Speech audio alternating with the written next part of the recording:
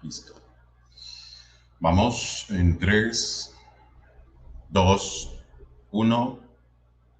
Hola, hola, mis queridas amigas y amigos. Les saluda su querido y adorado Greg Max 33 en un nuevo programa de Entre Mates y Arepas. Hoy estamos a miércoles 26 y estamos finalizando el mes de marzo. Y esta es la última semana y ya definitivamente para mí marzo pasó, pero como la ven volando, ¿verdad? Para mí, marzo y febrero han sido 2 meses que han pasado con el chistar de los dedos y bueno, ya estamos rumbo al mes de abril, tan solo en unos días. Y pues nada, aquí estamos en un nuevo programa de Entre Mates y Arepas y el día de hoy vamos a estar tocando un tema realmente importante que lo hemos tenido ahí esperando en el banquillo y es hora de tocarlo. Pero antes de iniciar con nuestro programa del día de hoy, miércoles 26, vamos a invitar a Armando Aseglio. Armando, ¿cómo estás? Buen Hola, día. muy bien, Greg. Siempre con mi mate en la mano y preparados para hablar de este tema que es realmente es truculento. Habrían falta varios programas para hablar del África, que es el tema que vamos a tocar hoy. Es un tema, Sí, el la día de verdad. hoy vamos a estar tocando el tema del África. Para mí siempre ha sido un tema que desde pequeño, desde los años 80, con aquel video que hizo Michael Jackson juntando a todas las estrellas pop de aquella época, con aquella famosa canción We Are the World, We Are the Children, dedicado a los chiquillos y a los niños del África por su futuro. A partir de ahí siempre me quedó inserto en la mente por qué un continente que tiene el equivalente o más a las riquezas de América Latina, que tiene la misma extensión territorial, que tiene muchísimos elementos y que obviamente de ahí, cuando hacemos el análisis de la historia, probablemente está la cuna de lo que es la historia de la humanidad actual, que la tenemos escrita en nuestros libros. La gran pregunta es, ¿por qué África no se ha desarrollado como el resto del planeta y por qué África está en la cola del mundo? Como siempre, para iniciar el tema del día de hoy, le cedemos la palabra a nuestro querido Armando Aseño. Armando. Bueno, la respuesta es complejísima, es multifactorial, le haría falta obviamente mucho más que un programa para tocar el tema africano, que por cierto, investigándolo, o sea, he visto algunos documentales que me han dejado boquiabierto, con el corazón roto por momentos. Lo primero que hay que decir es que África no ha sido siempre un continente pobre. Sin embargo, a lo largo de los siglos, África ha perdido posiciones hasta convertirse hoy en uno de los continentes con mayores índices de pobreza en el continente con mayores índices de pobreza. En África se da una paradoja trágica. En recursos naturales, África es el continente más rico del mundo, pero es el más pobre del mundo en cuanto a la riqueza de sus habitantes. Entonces, la primera pregunta es, ¿por qué África es tan pobre? El continente tiene la expectativa de vida más corta del planeta y la mayor tasa de mortalidad infantil del globo. Varias áreas del África se encuentran enzarzadas en guerras civiles o en décadas, que llevan décadas o bajo dictaduras crueles, o sea, casi no sé, o sea, de cómic, te podría decir, donde se exalta, ¿viste? Donde ves que los cómics exaltan dictadores crueles, bueno, te encontrás con esas cosas. Y encontrar una única explicación a esta suma de contradicciones es complicado, porque no existe una razón que te dé una respuesta acabada, es un tema muy complejo. Pero digamos, hemos encontrado o enunciado algunas de las razones. La primera, cuando las potencias europeas colonizaron América, se encontraron con un primer problema, es que los indígenas americanos eran, o los pueblos originarios, si queremos ser políticamente correctos, eran mucho más vulnerables a las enfermedades traídas de Europa y muchos no sobrevivían. Y esto les llevó a hacerse una pregunta clave, ¿dónde podían obtener mano de obra esclava? Y la respuesta fue rápida y fue África.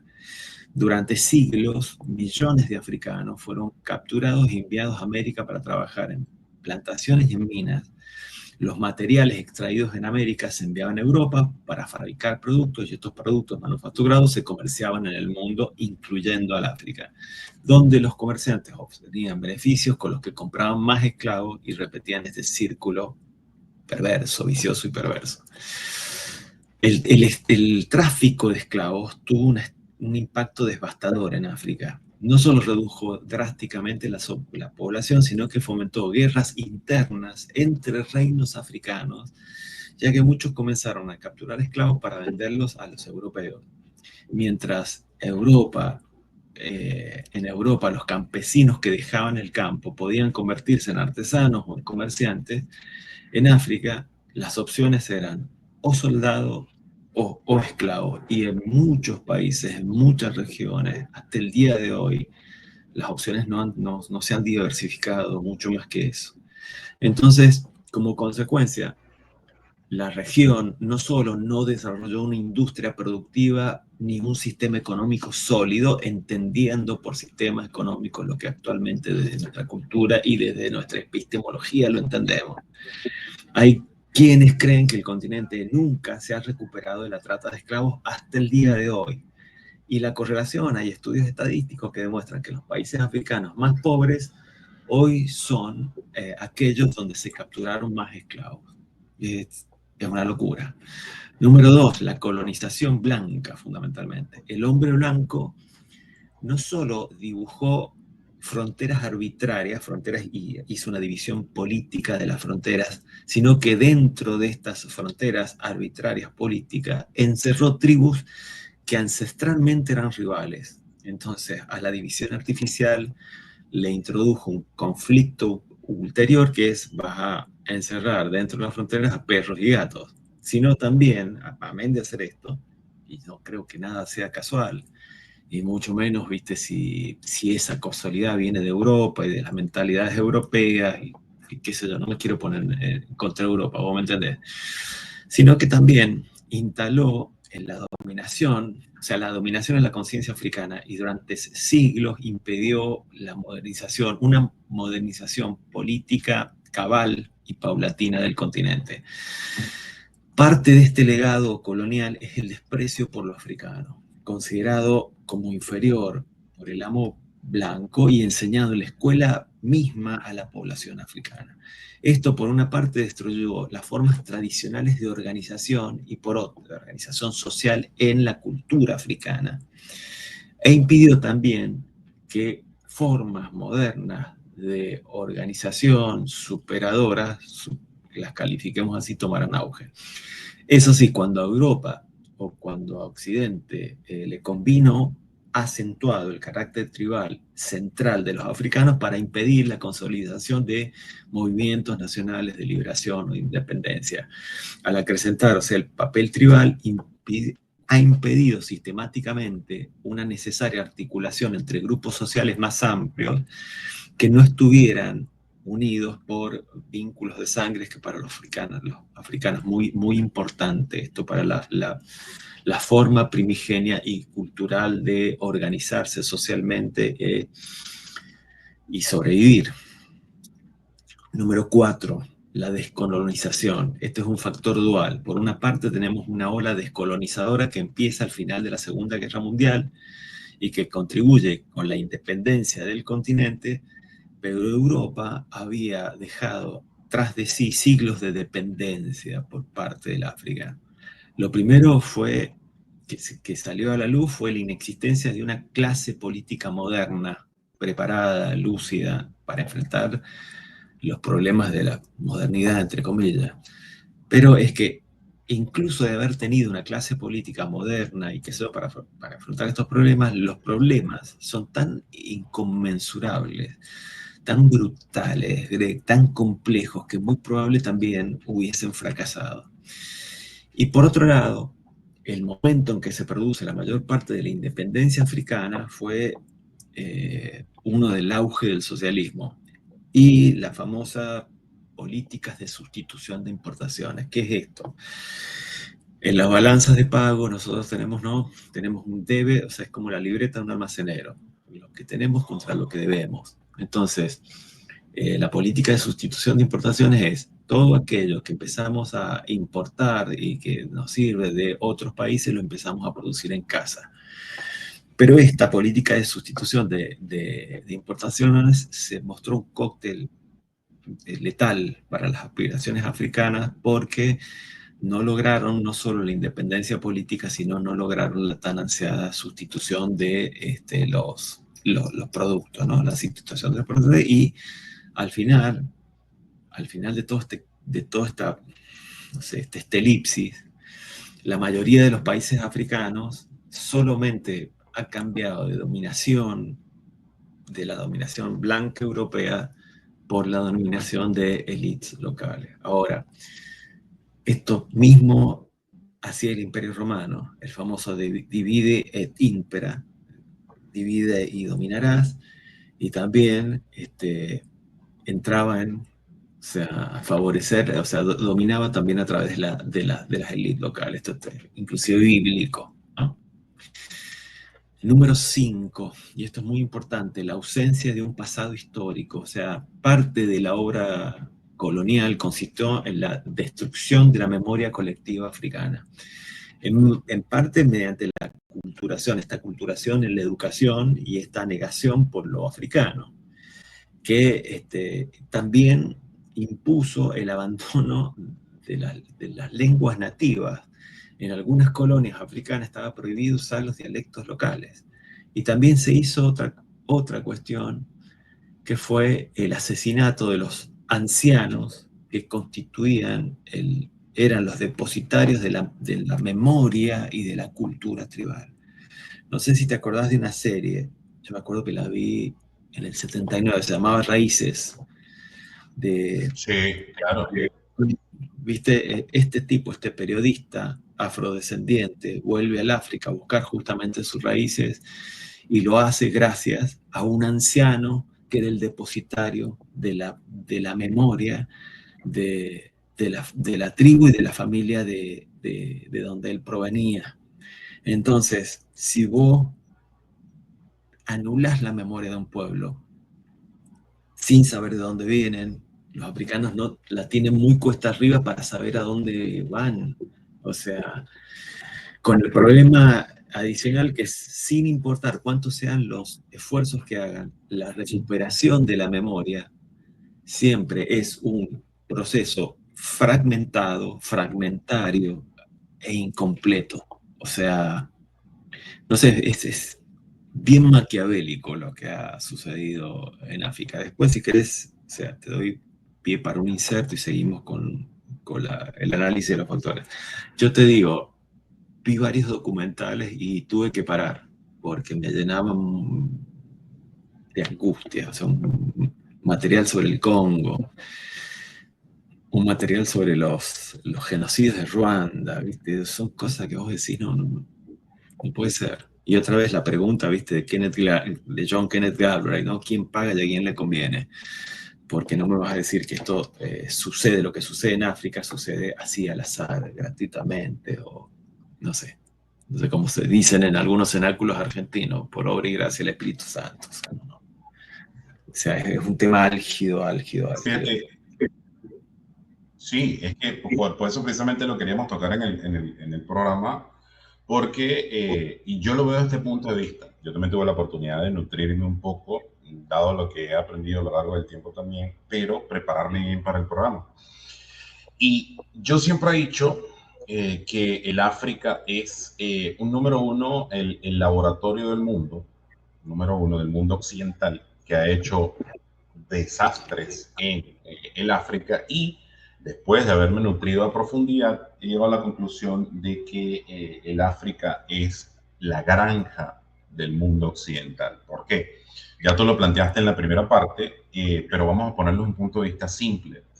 Antes del descubrimiento de América, para ser exacto, ese fue el punto de inflexión específico que rompe todo, cómo se comerciaba con las famosas Indias. Obviamente, los barcos españoles y los portugueses y todo eso bajaban y pasaban por todo el continente americano y subían hacia las Indias. Entonces, ¿qué pasaba? Todas las costas africanas tuvieron un desarrollo portuario muy fuerte y eso lo fortalecía. antes del descubrimiento de América. ¿Cuándo ocurre? Ya lo dijo Armando. Obviamente, una de las cosas que se encuentran es el hecho de cuando tú introduces dentro de un ambiente un patógeno externo o elementos externos, empiezas a contaminarlo. Como pasó con las enfermedades que trajeron los europeos a el continente americano con el descubrimiento. Entonces, había una rueda, el descubrimiento de América, las liberaciones del siglo XVIII, siglo XIX en el continente americano generaron una rueda, y esa es la conclusión, y ya van a ver los puntos que voy planteando. La rueda de necesitamos gente que impulse el continente americano. Por eso es que se usa al África como el sitio donde voy a extraer el recurso más importante, que es el recurso humano. Y ahí está la esclavitud. Pero pasa un punto fundamental, que es que en el siglo XIX, paulatinamente, los países de esta parte del continente americano y en Europa van prohibiendo lo que es la esclavitud. Esto rompe por completo el círculo de negociación, que era un círculo vicioso, y entonces llega la era también de lo que es la industrialización. Y en este proceso de industrialización, ¿qué es lo que ocurre? Ahora necesitamos, obviamente, terrenos de donde sacar extracción materiales, mantener la industria que estaba naciente, la era industrial. ¿Qué fue lo que hizo Europa? Empezó a repartirse los terrenos de América, del continente, perdón, del continente africano, se los fueron repartiendo ingleses, franceses, españoles, portugueses, y prácticamente la África fue dividida en tazas. Si ustedes se fijan, por ejemplo, en la estructura geopolítica del África actual, África es el único sitio, el único continente de todo el planeta donde existen fronteras totalmente lineales. Es como si hubieran sacado una escuadra y hubieran hecho las divisiones totalmente lineales. El resto del mundo tiene las divisiones imaginarias, porque las divisiones de los países son imaginarias. En algunos sitios sí hay unas fronteras y muros y todo lo que tú quieras, pero son imaginarias. En el continente africano, esas líneas son totalmente rectas. Y una cosa que yo aprendí en una película, una frase que sale en la película Prometheus de Ridley Scott, cuando van llegando al planeta los ingenieros, hay una frase que dice uno de los investigadores que dice, Dios no trabaja en líneas rectas, el hombre es el que trabaja en líneas rectas. Entonces, si te fijas, el África ha sido dividida en líneas rectas por la intervención del hombre.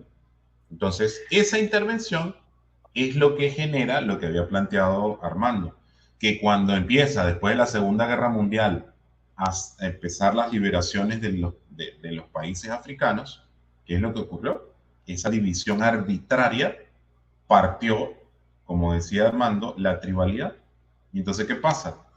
El continente africano no se guiaba por nuestros conceptos del mundo occidental, donde lo que nos mueve a nivel político es las ideologías. No, en el continente africano lo que se mueve son las raíces tribales, las tribus a las cuales tú perteneces, y obviamente está el caso, por ejemplo, de que incluso hay una película llamada El Hotel Ruanda, protagonizada por Forrest Whitaker y James McAvoy, donde se plantea la masacre que ocurrió en los años 90 en Ruanda, donde medio millón y 1 millón de ruandeses, producto de esta situación de que la tribalidad o la parte indígena que se trataba de superponer sobre la otra, trató de masacrar por completo. O sea, una cosa bastante complicada. Armando, continuamos. Dos cosas que me llamaron la atención ahora que vos dijiste,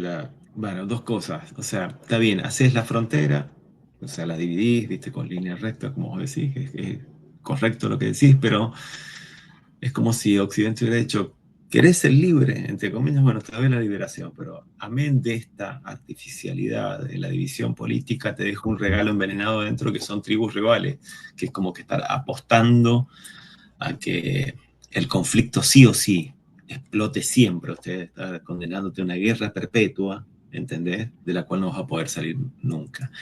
Y otra cosa que me llamó la atención viendo en estos documentales, la cosa tribal y sanguínea en África es muy fuerte. O sea, si yo he tenido un papá presidente que ha cometido un error, lo van a pagar mis hijos y los hijos de mis hijos, ¿entendés? Es una cosa que vos decís, como una faida, lo que en Italia se llama una faida, entre familias mafiosas.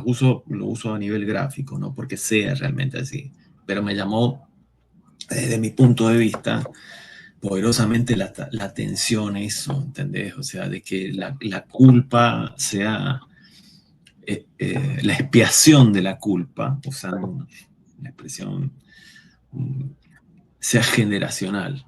Entonces, eso es lo que subrayo. Entonces, y en el caso de Ruanda, fue muy cínica la cosa, porque en un momento determinado, Occidente se rasgaba las vestiduras, pero la escalada de la violencia y de muertos se dio por la inacción de Occidente, porque Naciones Unidas no intervino y porque sobre todo Ruanda no tenía recursos significativos que ofrecer, tan cínico como ese tiene esa lectura, ¿entendés?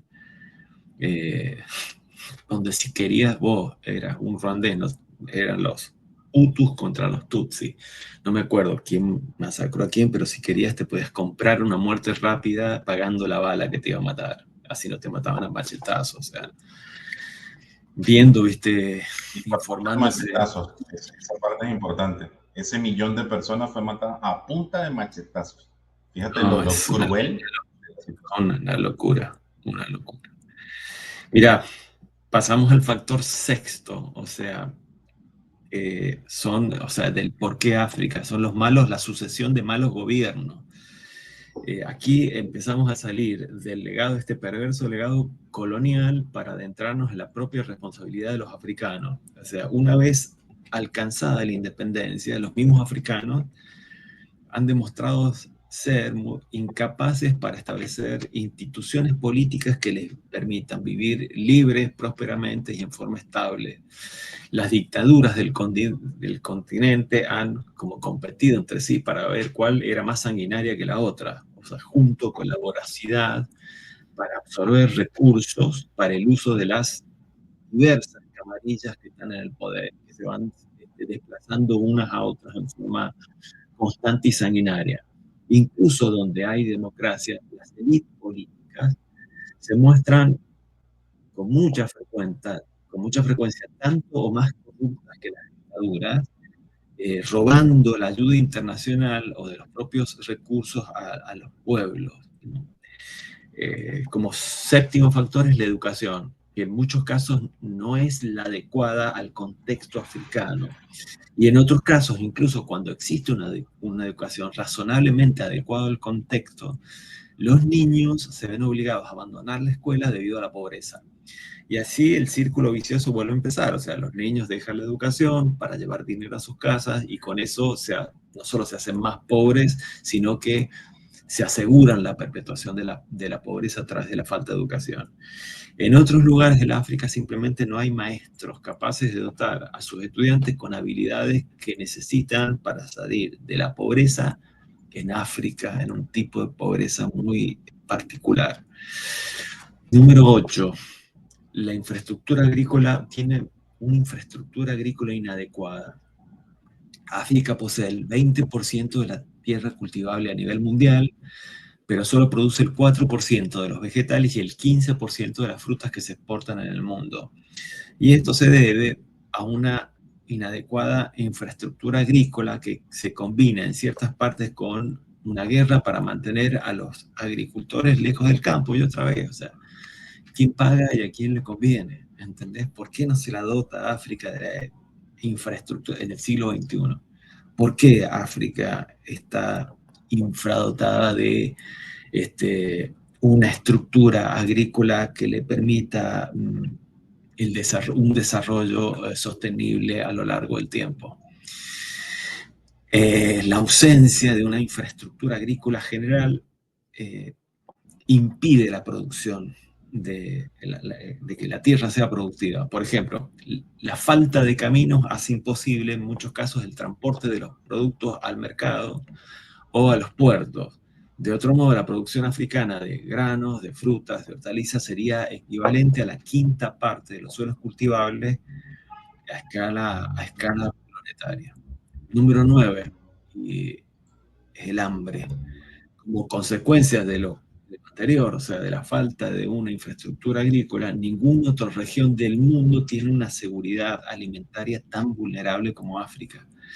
Durante décadas han sido emblemáticas del continente las imágenes de las hambrunas episódicas que despiertan por un rato la solidaridad occidental, pero sin embargo es incapaz que se repitan.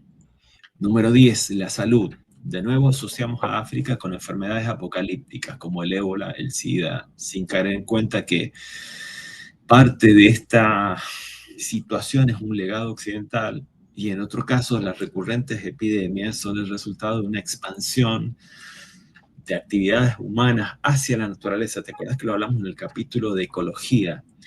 Vos cuando vulnerás la capacidad de carga de determinados ecosistemas, no sabes con lo que te vas a encontrar en ese nuevo desequilibrio.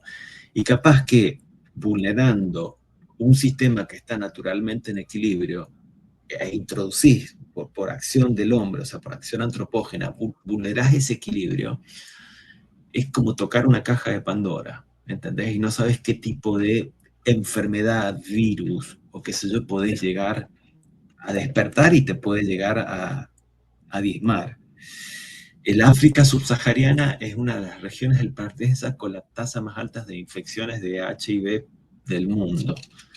Y ahí entramos, viste, bueno, lo que vos decías, o sea, si fue, yo no sé, yo me lo pregunto, no he dado con datos concretos, pero si fue un laboratorio de experimentación, si África ha sido eso. ¿Entendés? Lo que yo sí veo por parte de Occidente es hacia el África una visión sesgada y cínica, ¿entendés? Una vez que vos tenés las epidemias instaladas, la población se diezma y con ello la producción, la productividad, la formación de capital humano, etcétera, etcétera. Número 12, que es la guerra, y por eso yo te decía, yo te hago un límite político, fronteras políticas artificiales, rectas, como vos decís, y te dejo tribus ancestralmente rivales entre sí, no solamente dentro de esa división política, sino con las otras. África, bueno, te dejo digamos, la fórmula áurea para la guerra perpetua, para el conflicto perpetuo. Eso implica un conocimiento previo de lo que es la cultura africana, para llegar a hoy, que es el continente que alberga la mayor cantidad de conflictos que califican como una guerra según el concepto que tiene la ONU de lo que es una guerra.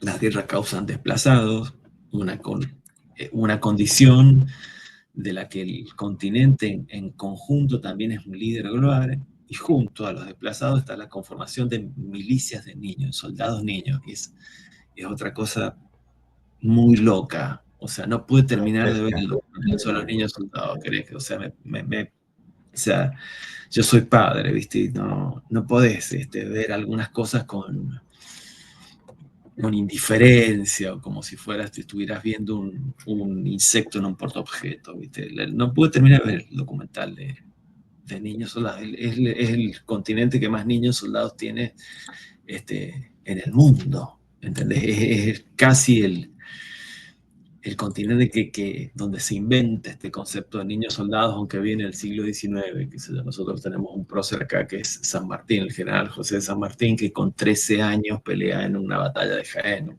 13 años un niño, a mí. Pero bueno, como si esto fuera poco, la guerra se alimenta en sí misma, como en pocos lugares, a través del saqueo de recursos naturales. Es decir, la África, como vamos a ver más adelante, tiene lo que se llama en economía la maldición de los recursos naturales y alimenta en esta maldición de los recursos naturales la constitución de guerras por la posesión de los recursos.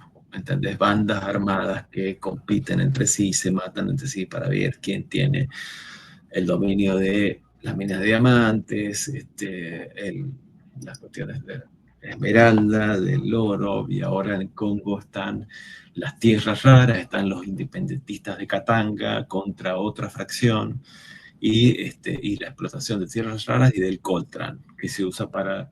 Y esta guerra perpetua impide la conformación también de bloques regionales que podrían negociar con otras regiones del mundo.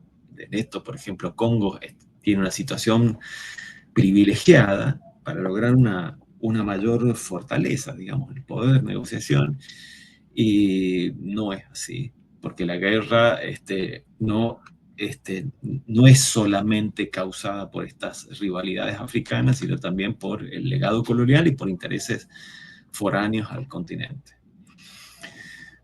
Otra de las causas, la número 3, es la falta de economías de escala. O sea, en economía, las economías de escala se producen cuando la incidencia de los costos totales de fabricación de un producto cualquiera es cada vez menor por unidad producida. Es decir, los costos totales son los costos fijos más los costos variables. Entonces yo, si tengo una producción tal que hago que la incidencia de los costos totales por unidad terminada sea menor, voy a poder cobrar más, ganar más, que es lo que ha hecho China, tanto para hacer gráficos, la explotación como nadie ha hecho de las economías de escala. Bueno, África nunca pudo acceder por toda esta sumatoria de cosas, ¿no? Falta de instituciones o sea, republicanas sólidas, mal manejo de las economías regionales, nunca ha podido llegar a un estadio que sus economías les permitan usufruir de las economías de escala y con eso competir en mercados internacionales con productos hechos made in África. Entonces, como consecuencia de esto también no se establece una complementariedad económica, la complementariedad económica que exige el comercio internacional y que sirve para internacional, regional y continental, ¿no? Entonces, queda ahí. Otro factor es los accidentes de la tierra, los ríos no navegables y los patrones de lluvias muy variables. O sea, África es un accidente geográfica y orográficamente muy accidentado. Y estos accidentes, ahora te digo, o sea, nombramos lo de la infraestructura, accidentados, pero con voluntad política podrían ser salvables. ¿Entendés? Y ahí voy otra vez a la pregunta de quién paga y a quién le conviene que esto siga siendo así. Pero estos accidentes son los culpables de que niños y maestros tengan que caminar kilómetros para ir a las escuelas, y esto potencia el efecto analfabetismo. O a veces, viste, una inmensa y desolada meseta impide una distribución del agua vital para la agricultura, cosa que, por ejemplo, en otras orografías no sucede, y en África sí. O en otras ocasiones un río hace imposible la comunicación y la navegabilidad del río, o sea, por existencia de fango o por existencia de vegetación que impide la navegabilidad para favorecer el transporte de una región a otra. Y por último, tenemos patrones de lluvia muy irregulares que hacen que la producción agrícola no sea constante, que la seguridad alimentaria no sea ni constante ni predecible, y que provoque estas constantes hambrunas. Y con esto nos referimos a zonas desérticas donde no se puede sembrar, no nos referimos solamente a eso, sino a zonas ya establecidas establecidas como zonas cultivables. ¿Por qué? Nada. ¿Por qué sigue siendo un continente tan rico, sigue siendo pobre? Bueno, esto es una pregunta que vamos a tratar de responder después que te paso a vos a esta intervención. Sí, es que, fíjate una cosa, mientras tú estabas hablando de la última parte de lo que era la forma impredecible de su clima y de lo que tiene que ver con el agua y todo eso, me vino a la mente el Okavango, que incluso se llegó a hacer una serie de televisión, porque el Okavango era una parte, y yo vi muchos documentales cuando yo era niño sobre el Okavango, donde había una parte del año donde el Okavango literalmente estaba cerca de mi vida, pero llevaba una llovizna y una lluvia súper fuerte durante un monzón, para ser exacto. Durante casi 4 meses el Okavango se convertía en una serie o en un sitio fértil donde todos los animales iban de manera a subsistir ahí. Era como una reserva natural que tiene un cierto ciclo, pero que en cierto modo era impredecible. Ahora, aquí hay un factor importante dentro de lo que hemos ido hablando de los elementos que hemos ido escribiendo o que he ido escribiendo Armando, y es el hecho de que primero tuvimos la parte donde se vendían los esclavos. Ya dejó de ser un negocio, después el negocio era la colonización. Cuando termina la Segunda Guerra Mundial y termina la colonización, ahora son los estados autoritarios que generaron todos estos conflictos y todas estas matanzas y todo lo demás. Pero a partir de los años 90 se viene dando un proceso de democratización, entre comillas, que ha permitido una cierta apertura.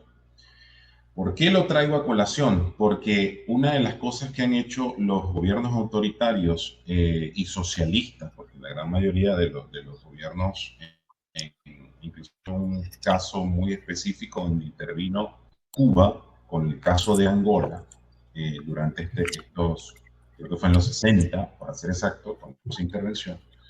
Voy con esto, que como hacemos la pregunta, ¿quién paga y a quién le conviene que la situación siga así? El colonialismo, en cierto modo, se disfrazó con estos gobiernos autoritarios. ¿Por qué? Porque los gobiernos autoritarios le permitían, en cierto modo, a vender sus materias primas al mundo occidental que seguía consumiendo. Pero esto generó altos niveles de corrupción. Entonces, ahorita, en lo que ha sido las últimas 2 décadas del siglo XXI, pudiéramos decir que el que está pagando esa ausencia de infraestructuras que no existía para generar un comercio interno, porque esa ha sido una clave fundamental. Ellos mismos no habían podido comerciar dentro de, porque incluso si vamos, por ejemplo, cuando el mundo volteaba y hacían campañas como la que hacía Michael Jackson para recabar fondos con lo que empecé citando al inicio del programa, la famosa canción We Are the World, We Are the Children, el problema del ONGismo, y que ya hemos hablado aquí en el programa, en África el ONGismo fomentó la destrucción del comercio interno dentro de los países africanos. Por ejemplo, si yo recibo de una ONG un par de zapatos, en aquel estamos hablando de los años 80, años 70, años 80, años 90, en el África recibí un par de zapatos de la ONG que me los daba gratis. ¿Quién iba a comprar un par de zapatos que creaba el comerciante artesanal interno del África? O sea, si yo lo recibía gratis, ¿para qué voy a comprar un par de zapatos? Entonces, eso en algún punto generó una distorsión dentro del comercio incipiente que tenía en algunos países del África, que generó el hecho de que destruyeran lo poco que había y vamos, entonces se hicieron dependientes de. En la actualidad, esta situación, como bien sabemos, en la actualidad la gran superpotencia que está poniendo recursos y poniéndole estratégicamente el ojo a muchas partes del mundo es China. Y China es la que ha ido metiéndole plata al África, sabiendo que si la potencia se va a ver beneficiada de lo que va a pasar allí, porque grandes proyectos de infraestructura como grandes puentes, trenes que conectan diversos países, represas, están siendo financiadas desde inicios de este siglo para tener la oportunidad de fuerte y que los grandes beneficiados de estos sean los chinos, a diferencia de las infraestructuras que crearon cuando existió el colonialismo antes de la Segunda Guerra Mundial o hasta la Segunda Guerra Mundial, las infraestructuras que habían creado los europeos en los puertos, a todo el borde que da con el océano Atlántico, eran infraestructuras que venían de la mina hasta el puerto, pero no habían construido infraestructuras entre las ciudades para poder generar comercio interno. China está haciendo todo lo contrario. China, desde el inicio del siglo XXI, le ha invertido al África una gran cantidad de dinero para que exista comercio interno y obviamente potenciar el crecimiento de África y ellos verse. Armando. No, estaba pensando, viste, también, o sea, que lo que mencionabas, viste, sobre la cuestión de los gobiernos socialistas. Hubo un líder que era socialista africano, que se llamaba Thomas Sankara. Fue el gran revolucionario líder de lo que es Burkina Faso actualmente. Sankara fue un militar, un marxista, panafricanista que llega al poder en 1983 haciendo un golpe de Estado en lo que era el Alto Volta y actualmente se llama Burkina Faso, él le cambia el nombre. Inspirado en las ideas de Che Guevara, del marxismo en general, implementa reformas radicales para acabar con la corrupción, la dependencia extranjera y la pobreza.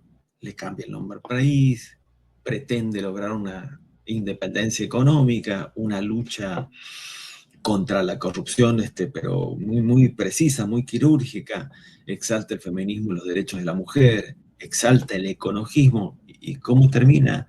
Bueno, uno de los, es asesinado en 1983 y es traicionado por hombres del entorno en el que más él confiaba. O sea, que ni el hecho de ser socialista, o sea, te salvaba. ¿Entendés? O sea, el tipo hizo, viste, muchas cosas y eso no fue. ¿Qué hace el compañero que conspira en Cordoner? Establece vínculos con Francia y todo sigue normal, ¿entendés? O sea, normal para lo que es el estado de África actual, ¿entendés? Entonces, digo, para cerrar el razonamiento, ¿no? ¿Por qué es un continente tan rico, pero en recursos sigue siendo tan pobre? Aquí es donde nos encontramos lo que en economía se llama la maldición de los recursos. Y es donde se trata de un fenómeno en que los países con una gran abundancia en recursos naturales tienden a experimentar un menor crecimiento económico, más pobreza y una mayor inestabilidad política en comparación con aquellos países que tienen menos recursos. Tanto para dar un ejemplo craso, Japón, ¿no? Como lo contrario. África es rica en materias primas. De hecho, hay 10 países africanos en el top 40 de los mayores productores de petróleo del mundo. Además de Ghana, Sudáfrica, Sudán y Mali, son grandes productores de oro. Sudáfrica genera el 75% del platino a nivel mundial y el Congo produce el 70% del cobalto. Un alto porcentaje, no lo puedo verificar, de tierras raras que sirven para entre las cuales está el coltán, que sirve para la producción de baterías y de sistemas de los celulares. Botsuana es el mayor productor de diamantes del mundo. Costa de Marfil y Ghana producen más de la mitad del cacao mundial y Marruecos alberga el 75% de reservas de fosfato del planeta. Pero ninguno de estos países es rico. Paradójicamente, esta abundancia ha jugado en su contra debido a un fenómeno, a este fenómeno que se llama la maldición de los recursos. Esta teoría de la maldición de los recursos sostiene que paradójicamente la abundancia de recursos naturales suele ser un obstáculo en el desarrollo económico y social de un país debido a 4 factores. Primero, la dependencia económica. Los países ricos en recursos suelen concentrar su economía en la extracción y exportación de materias primas, lo cual los hace más vulnerables a las fluctuaciones de los precios de los mercados internacionales. Acá en la Argentina lo vivimos a principios del siglo con el auge de la soja, a la que se le llamó oro verde. Cayó el precio internacional de la soja y cayó la economía argentina de la mano. Pero refiriéndonos a África, un claro ejemplo ocurre entre el 2014 y el 2015, cuando el precio del petróleo cayó drásticamente. Esta caída arrastró con una gran recesión a Nigeria, a Libia, a Argelia, a Angola, al Congo, a Gabón, a Sudán del Sur y a Guinea Ecuatorial. 8 de los 10 principales productores de petróleo del África vieron su Producto Bruto Interno caer el 30% en un solo año. Además de la falta de infraestructura y capital humano, ha impedido el desarrollo de industrias que transformen estos recursos, en productos de mayor valor agregado. Es decir, solo extraigo y exporto cuando podría extraer, transformar, emplear mano de obra y agregar valor a los productos y producir más ganancias. La mayoría de los países africanos exportan materias primas sin procesar, lo que limita sus ingresos y capacidad de generar empleo, y la explotación de los recursos está en manos a élites locales, está en manos a élites políticas, está en manos a gente que tiene la sartén por el mango y el mango también. Después, otro de los factores, ¿no?, de la maldición de los recursos es el desplazamiento de otros recursos productivos. O sea, la sobredependencia de los recursos naturales puede desincentivar el desarrollo de otros sectores económicos, como la industria o la tecnología, generando economías poco diversificadas. Y con las economías sucede lo mismo que en la naturaleza con los ecosistemas. Un ecosistema, en tanto cuanto un ecosistema sea más variado, haya más biodiversidad, tiene más probabilidades de sobrevivir que uno que tenga pocos elementos. La economía pasa igual. Esto produce, o sea, este desplazamiento, ¿no?, produce que la no agregación del valor al recurso extraído y que todo esto quede, que produzca un efecto multiplicador, si querés usar una expresión de Keynes, ¿no? Un efecto multiplicador poco efectivo, poco rentable, no hay agregado al valor. Otro factor es la corrupción y la mala gestión gubernamental. O sea, las riquezas generadas por la explotación de los recursos naturales no siempre se redistribuye, la mayoría de las veces, yo diría, en forma equitativa. En muchos casos estas ganancias terminan en manos de las élites y de las políticas económicas. Viendo este documental del Coltrane, demuestra muy claramente cómo las riquezas terminan en manos de las élites que tratan de, no sé, emular el American Way of Life, que nosotros también en Argentina lo hacemos y qué sé yo. Pero para graficar esto, ¿no?, un caso impactante sucedió en Angola en el 2011, cuando desaparecieron en Angola 30.000 millones de dólares de los ingresos. Desaparecieron 30.000 millones de dólares. El equivalente al 25% del Producto Bruto Interno del país. Y cuando el Fondo Monetario Internacional les hizo una auditoría y descubre el desfalco, la respuesta del gobierno fue simplemente que se trataba de errores contables.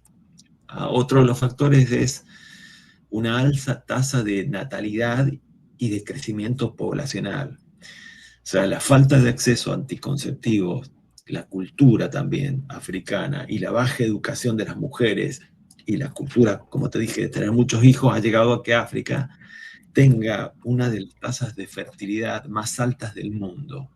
Y esto genera un crecimiento poblacional acelerado, más que proporcional en relación a la producción de bienes y servicios que sirven para alimentar esta población, que digamos en términos malthusianos, que mientras que la población, y esto se da, y ¿no?, Malthus fue un economista, que mientras que la población crece a un ritmo geométrico, la explotación de los recursos crece simplemente a un ritmo aritmético. Y no solo la presión de esta población sobre los ecosistemas tiene resultados no solamente, o sea, sobre los ecosistemas que tienen resultados, como dijimos, no predecibles, o sea, puedo estar abriendo una caja de Pandora, sino que tiene resultados sobre los sistemas de ecuación, de salud y de vivienda. Para ponerlo en una perspectiva, ¿no? Desde 1950, la tasa de natalidad en el resto del mundo ha disminuido. O sea, hay una relación entre la industrialización, el nivel de industrialización de los países y la tasa de natalidad. O sea, más industrializado es un país y la tasa de natalidad decrece. Pero digamos, desde 1950, la media es 2,4 hijos por mujer. En África, la media sigue siendo 4,4 hijos por mujer. Y si observamos los 25 países con mayor tasa de natalidad en el planeta, los 25 países son africanos. Entonces, a estos problemas se les suman otros problemas históricos y estructurales, como esta que dijimos al principio, las fronteras artificiales trazadas por los europeos durante la colonización, donde encerraron grupos étnicos en perenne conflicto, la inestabilidad política causada por la Guerra Fría, que provocó golpes de estados y guerras civiles, la constante falta de infraestructuras como carreteras, puertos, redes eléctricas, redes de acceso a Internet, que ha dificultado el comercio y el desarrollo industrial, y la insuficiente, inversión en educación y sanidad, lo que ha generado una mano de obra poco calificada y con problemas de salud. Nada, te doy el pase a vos. A mí te juro que este tema me cuesta porque me mueve, no puedo ser totalmente racional con África, o sea, me cuesta emotivamente al ver, viste, las famosas imágenes, viste, de niños desnutridos, es decir, cómo estos tipos están teniendo la bendición de tener el coltran, de tener tierras raras y se están matando. Y tienen niños que trabajan en minas por $5, no, menos de $5, la jornada de trabajo. ¿Entendés? ¿Cómo es posible, loco?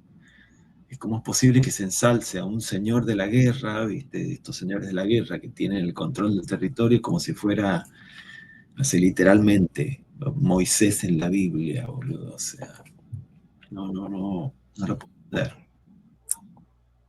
Lo que pasa es que ahí voy a, obviamente, todo lo que hemos ido viendo, y voy a citar un caso importante, que fue precisamente algo que yo tenía hace muchos años en la mente porque lo vi en un documental, leí la investigación, que lleva ya 10 años específicamente, y es el hecho de que, ¿por qué yo pregono de que el África es el laboratorio del mundo?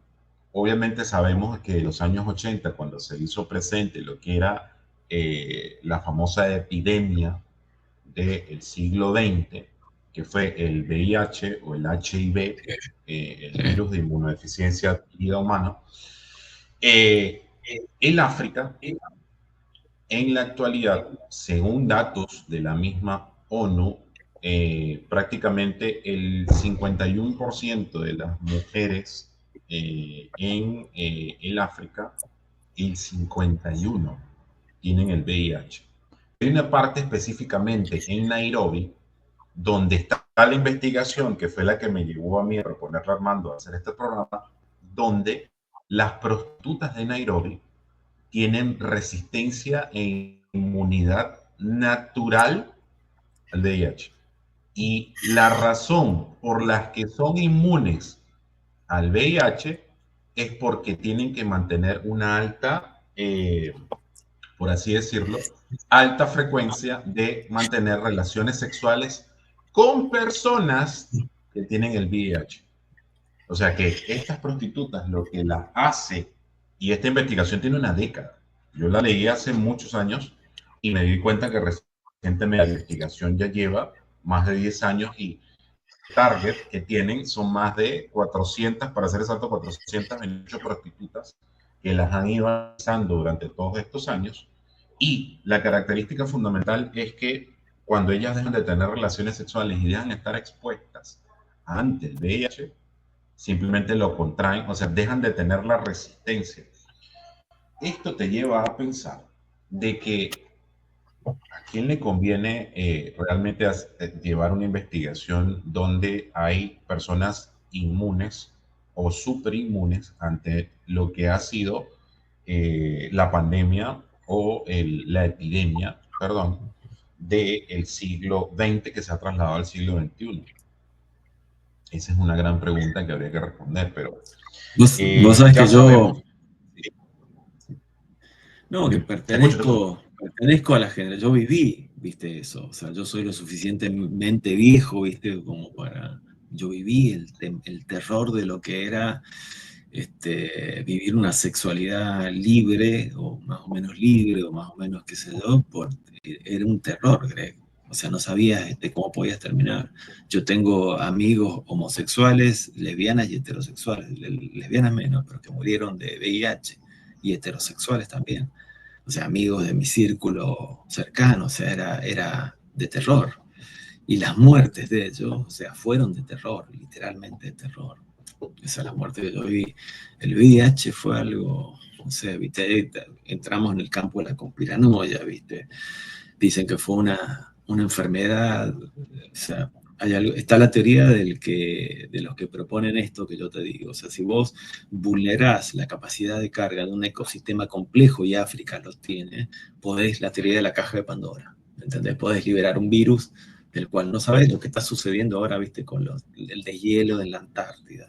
No sabes qué va a deshielar, qué va a salir de ahí, si va a salir, no sé, un microbio, un virus, qué sé yo, que hace, no sé, millones de años que está en hibernación, no sabes qué va a pasar. Esa es la teoría de la caja de Pandora. Y la segunda teoría es la del laboratorio, o sea, de que fue un virus hecho al laboratorio, específicamente para diezmar a la población, no solamente hetero, homo, pansexual y qué sé yo, y en particular África. No sé, no tengo estadísticas, viste, pero diezmó la población africana el VIH. Fue un drama, loco. Yo no me he bancado ver, o sea, Sí, por eso eso te digo, o sea, no me he bancado ver, o sea, me desestabiliza a nivel emocional. Como ves, viste la famosa foto que ganó el Pulitzer de ese cuervo que está claro, esperando.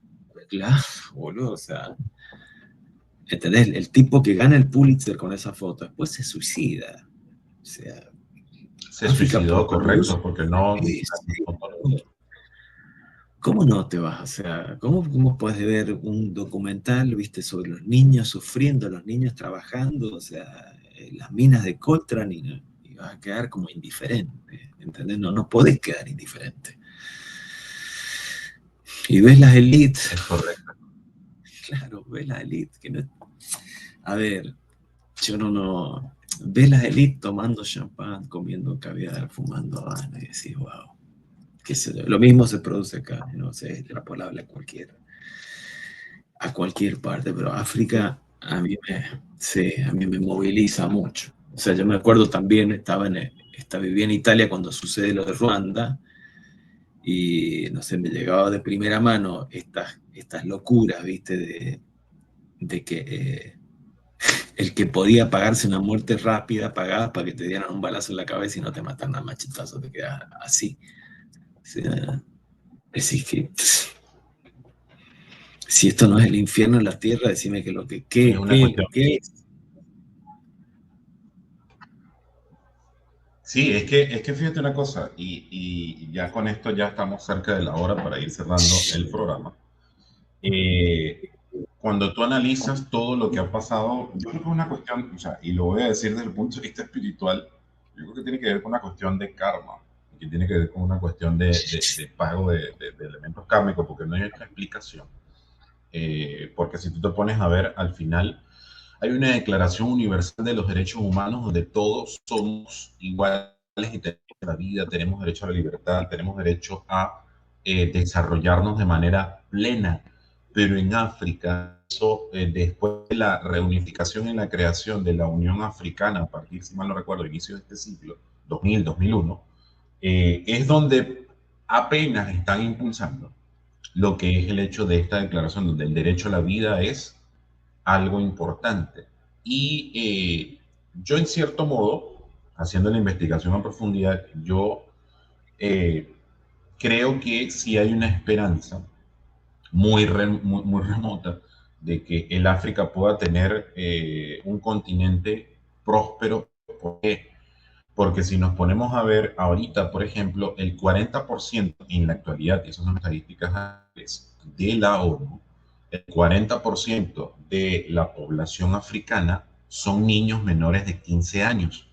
Eso quiere decir que mientras el resto del planeta está envejeciendo y hay crisis, por ejemplo, hay una crisis donde existe la posibilidad de que para el año 2100, si no toman medidas ahorita de natalidad, Japón desaparecería por completo por su alto nivel de envejecimiento.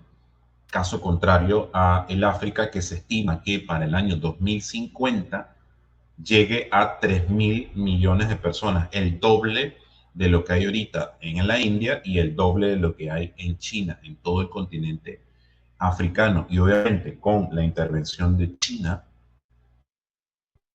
que está metiéndole dinero de hacer para que se destruya el África, una esperanza de que esto termine ahora. La cosa sí se rompe por completo la rueda que se ha ido girando desde el descubrimiento de América. Estamos hablando desde 1492, hace más de 500 años, se termina rompiendo y le permiten al África convertirse en un continente tan poderoso como el resto del planeta. Ya para ir cerrando. Armando. Vos nombraste la palabra karma. Vos sabés que yo soy muy académico, o sea, tiendo a hacer mis impostaciones con el viso, viste, de la academia. Pero también soy una persona que, bueno, viví un año en India, creo, viste.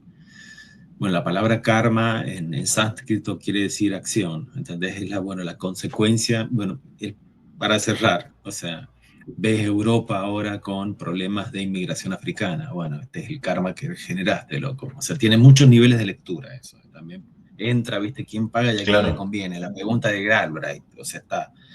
Pero más allá, viste, de las manipulaciones maquiavélicas que pueden haber detrás de eso, o sea, teorías conspirativas como la Kalergi, qué sé yo, está la cuestión kármica, loco. Vos sos Inglaterra, sos Holanda, sos Portugal, sos Italia, Francia, comerciado con esclavos, con la vida humana, bueno, existiendo los derechos humanos o no, porque muchos estaban en ese momento, loco, es inevitable. Vos vas a vivir un karma si apelás, viste, a ese concepto hindú de acción y reacción. O sea, no de acción y reacción, porque eso es de la física, pero vos lo vas a pagar. O sea, lo vas a pagar. Has introducido un desequilibrio, bueno, vas a pagar ese desequilibrio hasta volver a un estado de equilibrio, ¿viste? Pero el tema de África es cruel, loco. Es cruel, es cruel. O sea, África es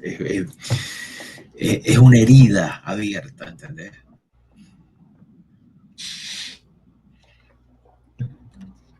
sí, efectivamente, el África es la herida abierta que esperamos. Yo de verdad espero tener la oportunidad antes de partir de este planeta de ver al África verde, creciendo, efervescente, como nosotros aquí estamos en América Latina, porque a pesar de todo nuestro continente, nuestra parte de nuestro continente en el sur de América que vivimos nosotros, es un continente que tiene la parte del planeta que tiene las mismas similitudes que el África. Por eso yo soy optimista de que probablemente estas cosas horribles que hemos visto en el África, esa herida se termine sanando y que al final de todas las cuentas, yo siempre lo he dicho así, en el momento en que el África sane, va a sanar el resto del planeta. Definitivamente, porque todo a partir de allí, todas las cosas que se han hecho horribles con el África, Sí, creo que cuando sanemos esa horrible, herida, el horrible. sistema y el planeta Sí, entonces no puedo estar más de acuerdo con vos, Greg. es totalmente cierto. Así que nada, ya hemos llegado al final de este programa, este tema que realmente nos tenía los dos ahí como con ganas de sacar lo importante, porque es un tema que consideramos que inequívocamente, como digo, cuando sane el África va a sanar el planeta, porque ahí han estado muchas cosas que han acontecido allí. Así que nada, agradecerle a todas las personas. A marzo nos vemos en el mes de abril. Aquellas personas que están viendo el programa por primera vez, que han llegado a esta hora completa, a este super programa sobre el África, invitarlos a que se suscriban a nuestro canal, a que nos den sus opiniones. Saben que yo siempre voy a estar leyendo ahí todas las opiniones, les voy a estar respondiendo, voy a estar dándole mi tiempo, así como ustedes nos dan su tiempo a nosotros, con un view, con un like, con una suscripción. Voy a estar ahí para comentarles. Y si quieren que conversemos sobre diferentes temas, estamos abiertos a lo que es que lo dejen en los comentarios, y con muchísimo gusto vamos a estar ahí para brindarles nuestro análisis, como siempre, entre mates y arepas. Bueno, que yo siempre vengo con cafecito. Así que nada, se les quiere y se les aprecia. Su querido Greg Max 33, que Dios me los bendiga, que el universo nos llene de amor. Namaste, mi alma saluda a tu alma. Nos vemos en el próximo programa. Nos vemos en abril.